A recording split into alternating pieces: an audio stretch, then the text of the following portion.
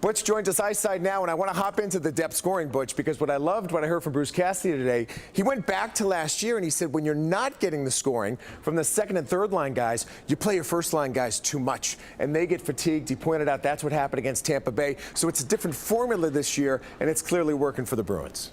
Yeah, it's a great point, Tom. I mean, you just look at the goal scorers tonight. Heinen, DeBrusk, Clifton, Backus, and, of course, Grzelcyk with the 2 goals. I liken it to some other sports.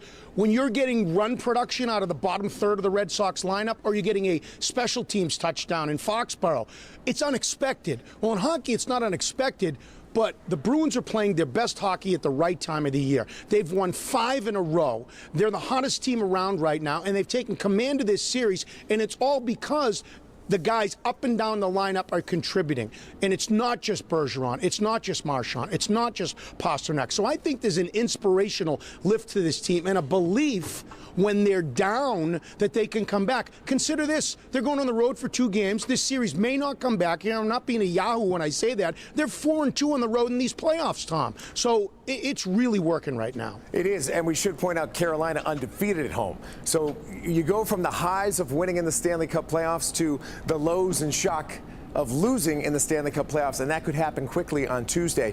But Carolina hasn't made any adjustments. I mean, it shocked me that he left Mrazek in net as long as he did, but Brind'Amour after the game said it's his game. He didn't want to come out. He hasn't pulled the goalie all year, so he wasn't going to do it today. I think they were just going to take their chips off the table, say let's go home, let's win a couple of games at home and come back here Game 5, they hope, tied 2-2. And given their track record at home, it's not outlandish to think. But look at the last couple of games, it is outlandish to think that Carolina's going to compete with this Bruins team because they've looked fantastic. Well, Mrazek was a big part of why this game got out of hand, and it was the way Grzelcyk scored the first goal.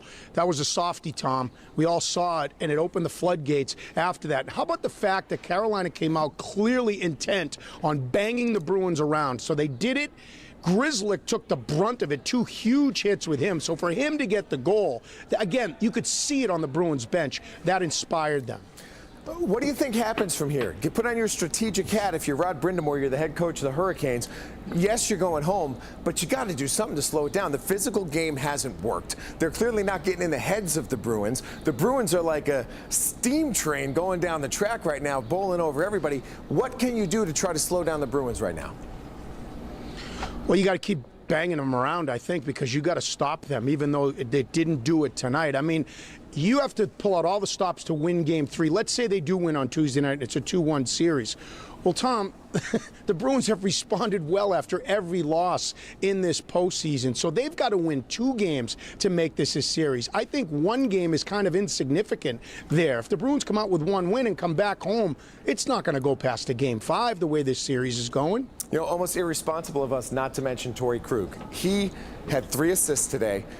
He's undersized. He's got a huge heart, but he's so disciplined, and he stays true to his game, and he doesn't make a lot of mistakes. And I think it's so key to have a defenseman, most notably at this time of year, playing hockey the way Torrey Krug played hockey today. Well, it's a great point. And you look at the Bruins defense, and the 3 top defensemen are McAvoy by minutes, Brandon Carlo, who's right there with him, and Zdeno Chara, who's there. But then you look at Tom Brady called his receivers the Smurfs, I think, in Foxborough. Well, you look at Grzelcyk, you look at Torrey Krug, you look at Connor Clifton. They're not the biggest guys in the world, but they can all move the puck. They can all score. Now that Clifton scored, by the way, his first NHL goal ever. And you know, it's a big part of the difference that the Bruins have with a lot of other teams with their puck-moving defensemen. All right, well, Butch, thanks very much. Great job today. And now we move on. Game 3, Tuesday night, Bruins and Canes in Raleigh.